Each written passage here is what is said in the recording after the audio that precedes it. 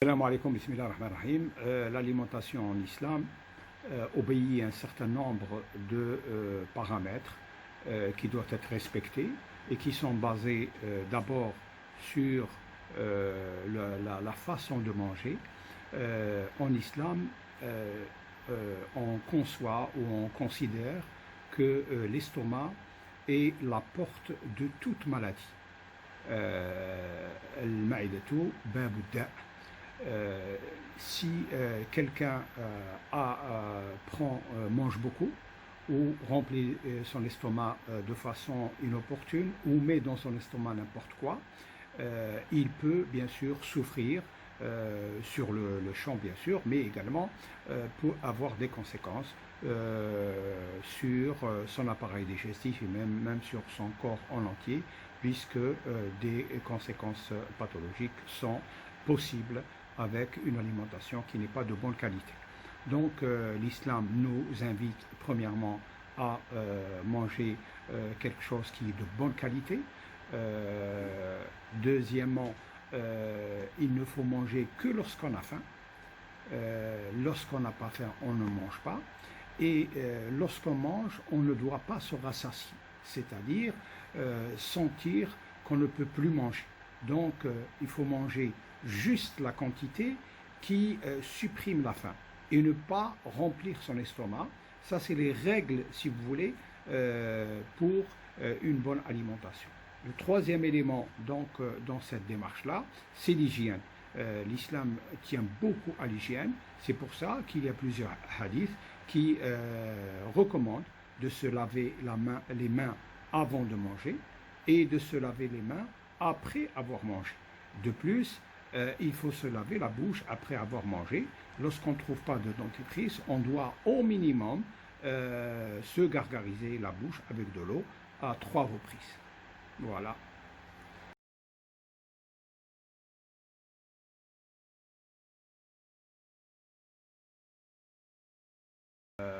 Alors, en islam, l'alimentation a une place assez importante si on juge le nombre de fois où le mot alimentation, soit sous forme solide, soit sous forme liquide, est cité dans le Coran.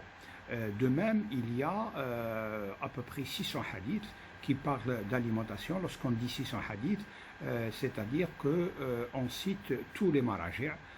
On ne cite pas uniquement Al-Bukhari ou Muslim qui sont les plus essentiels, mais on cite à peu près 7 sources de hadith. Donc c'est dire l'importance que revêt l'alimentation en islam. Dieu dit dans le Coran que l'alimentation de façon générale entre légumes, fruits, ainsi que la viande, que ce soit d'origine bovine, ovine ou autre, et même la viande de poisson, ainsi que le reste des liquides, ont été créés par Dieu pour justement l'homme, pour qu'il savoure ce que Dieu a créé pour lui, et qu'en même temps, en s'alimentant, en diversifiant son alimentation, en ayant des choix alimentaires pour l'un ou l'autre, il reconnaît qu'à l'origine de cette alimentation, il y a Dieu. Donc il y a tout un spirituel qui intervient dans cette démarche, et Dieu invite ses créatures à le remercier au moment de manger. C'est pour ça qu'il est recommandé de dire Bismillah, c'est-à-dire au nom de Dieu, clément et miséricordieux, avant de commencer à manger, et de remercier Dieu à la fin du manger. Donc ce sont, si vous voulez, toute l'alimentation est encadrée par l'aspect spirituel, parce que l'alimentation, en fait, a été créée par Dieu pour servir à l'homme, pour qu'il reconnaisse à travers elle la grandeur et la miséricorde de Dieu.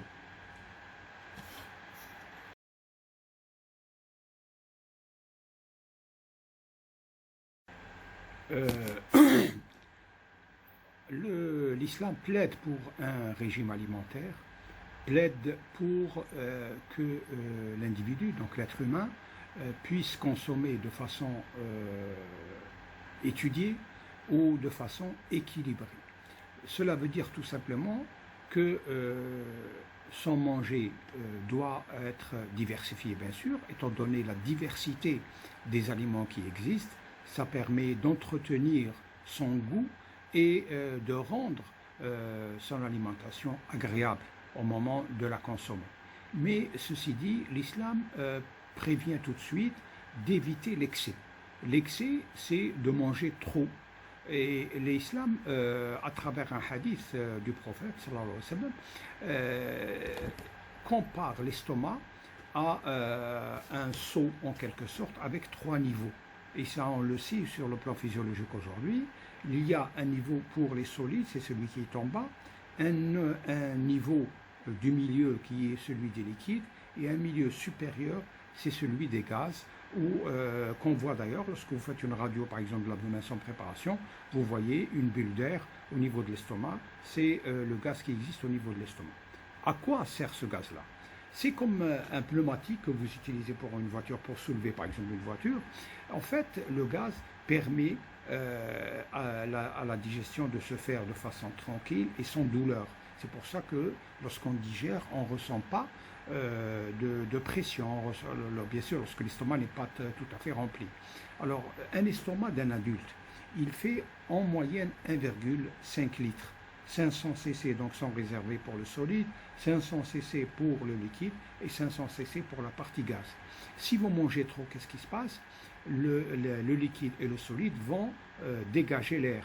Donc c'est pour ça qu'il y a des éructations, c'est-à-dire laquelle la personne va rejeter le gaz pour laisser un peu d'espace au liquide ou au solide. Or, cette partie de gaz est importante parce que les 500 cc de gaz correspondent pratiquement à la même quantité d'air qui passe dans les poumons, ce qu'on appelle le volume résiduel qui est de 500 cc environ. Donc le fait de respirer permet, lorsqu'on inspire, donc le poumon, en augmentant de volume, va comprimer le diaphragme, donc va descendre sur le diaphragme, qui lui-même descend sur l'estomac.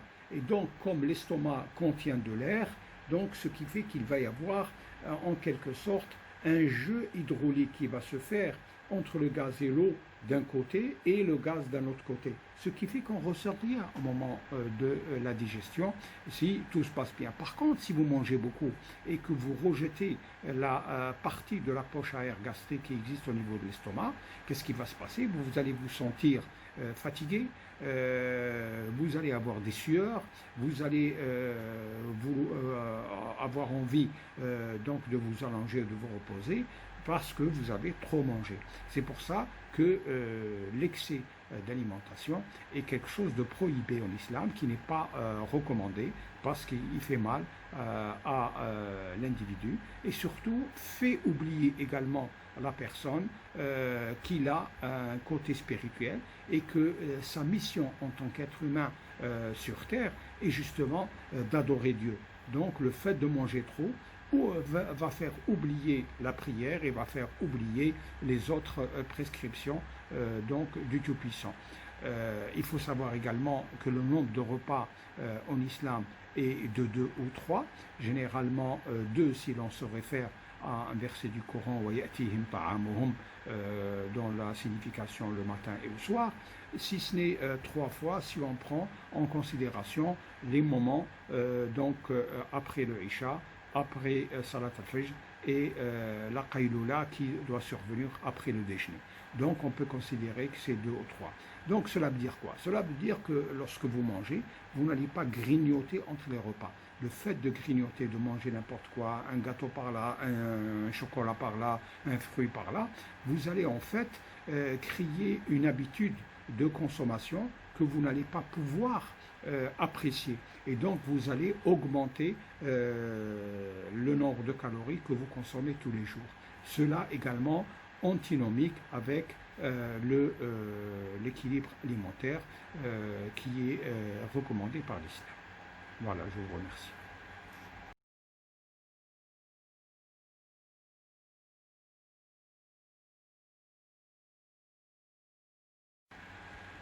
On trouve dans le Coran et même dans la Sunna citer un certain nombre de légumes et de fruits par leur nom.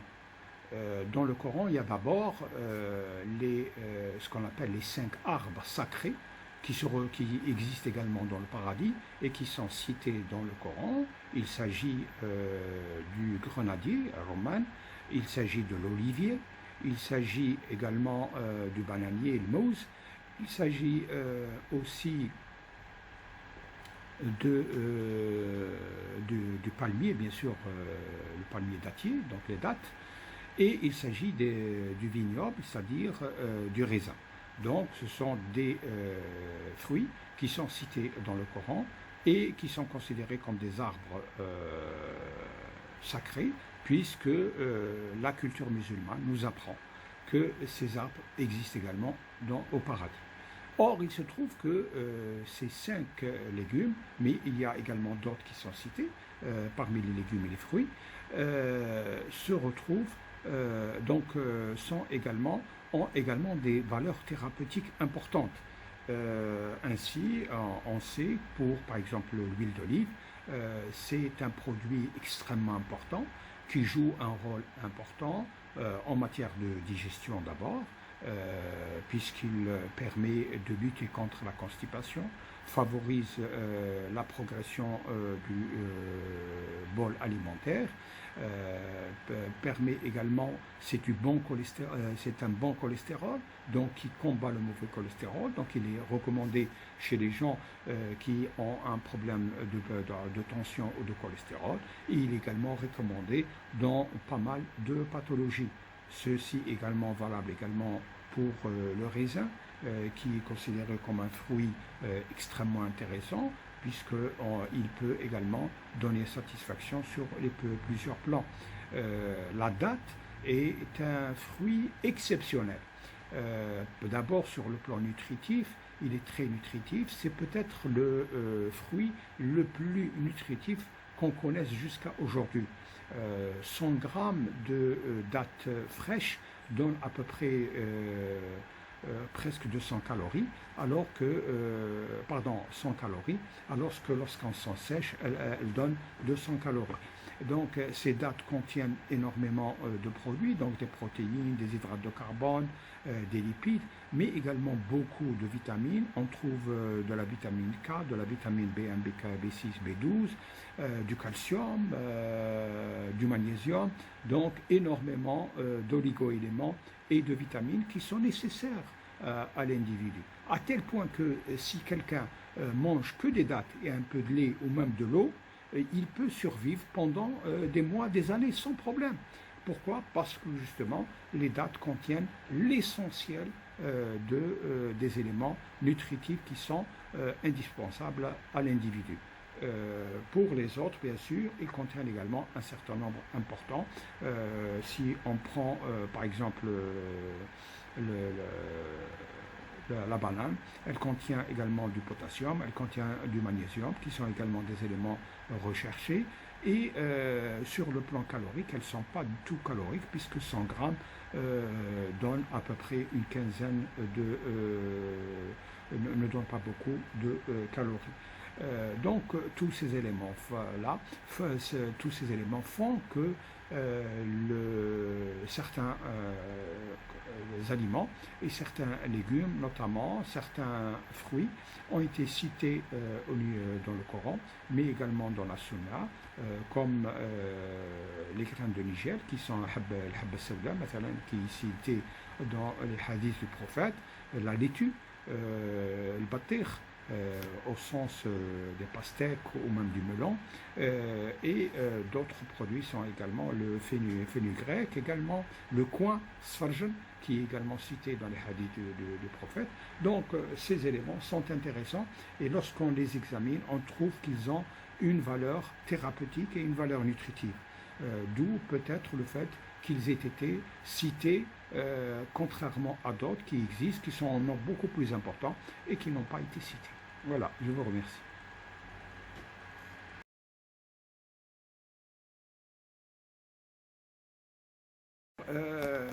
Les céréales sont d'abord citées de nombreuses fois dans le Coran. Les céréales, aujourd'hui, elles constituent, durant l'histoire, constituent l'aliment de base des trois quarts de la population mondiale. Lorsqu'on parle de céréales, c'est d'abord le blé, mais c'est également le riz, c'est également le maïs. Donc tout ça, tous ces éléments-là, c'est des céréales et qui sont consommés en priorité par les populations de l'Afrique, de l'Asie, de l'Amérique latine, mais également en Europe, même si le pain a tendance à être moins consommé, mais les Européens se rabattent sur les gâteaux et sur des confiseries qui sont fabriquées à partir de céréales. Donc les céréales sont un élément de base, tellement un élément de base que dans notre culture arabo-musulmane aujourd'hui, lorsque on marche dans la rue et qu'on voit un morceau de pain, qu'est-ce qu'on fait? On va le ramasser et on va le mettre sur un niveau un peu plus haut. Pourquoi? Pour que les oiseaux, un jour, en passant, puissent trouver de quoi manger. Donc nous donnons une certaine sacralité en quelque sorte au pain qui est fabriqué à partir de céréales. Donc nous reconnaissons dans les céréales un des produits de base de l'alimentation humaine. C'est pour ça que notre culture nous a amenés à le respecter. Effectivement, les céréales jouent un rôle très important. Depuis quand ces céréales existent? Je pense que depuis l'aube de l'histoire, puisque le Coran, dans la Sourate Youssef, parle à propos des deux prisonniers et du rêve qu'ils ont fait. Un des prisonniers avait relaté qu'il avait vu dans son rêve un morceau de pain sur sa tête et que des oiseaux venaient manger de ce morceau de pain. Donc ça veut dire que chez les anciens Égyptiens, c'est-à-dire 2000 ans avant Jésus-Christ, ils préparaient du pain et le pain existait. Cela veut dire que le pain existe depuis depuis la haute antiquité et qu'il est resté jusqu'à aujourd'hui comme un élément de base de notre alimentation. C'est pour ça qu'on doit le respecter. Il faut savoir également que l'Algérie est l'un des pays consommateurs de pain les plus importants du monde puisqu'elle est le premier importateur de blé dur dans le monde aujourd'hui.